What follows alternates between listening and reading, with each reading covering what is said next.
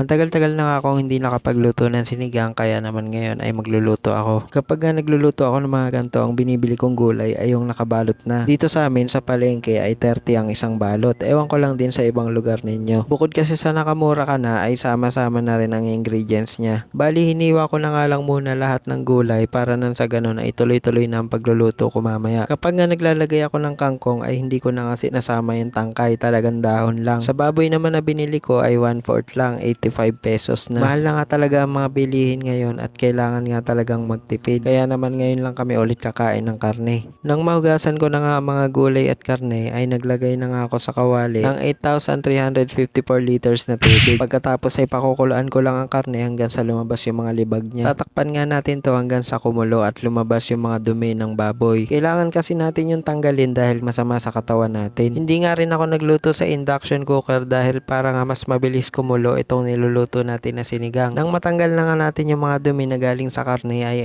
nilagay ko na yung mga sibuyas, kamatis. Hinayaan ko lang siyang kumulo ng kumulo kasama na rin ng labanos, okra at saka na rin ng iba pa pampalasa. Nung tuluyan na nga lumambot yung karne ay nilagay ko na nga yung sinigang mix para nang sa ganun ay mag-balance na yung lasa niya. Tinimplahan ko na din ng asin at paminta at sinunod ko na nga yung kangkong dahil mabilis lang naman siyang maluto. At dahil hindi na nga tumataas yung BP ko, hindi ko na mapigil yung sarili ko na kumain ng taba ngayon at saka ng kanin. Ilang buwan na din kasi nang magsimula ako mag-diet dahil nga tumataas ang BP ko. Pero ngayon na ilang weeks naman ng normal ay kaya naman hindi ko na pinigilan yung sarili ko na kumain ng karne at saka ng kanin. Syempre hindi rin mawawala ang patis at sili sa mga ganitong pagkaing may sabaw. After nito ay saka na nga lang ulit ako magjejeta ng kain. Wala namang masama kung paminsan-minsan, wag lang talaga sobra. Kaya naman sabayan niya na rin akong kumain guys. Yun lang, thank you for watching.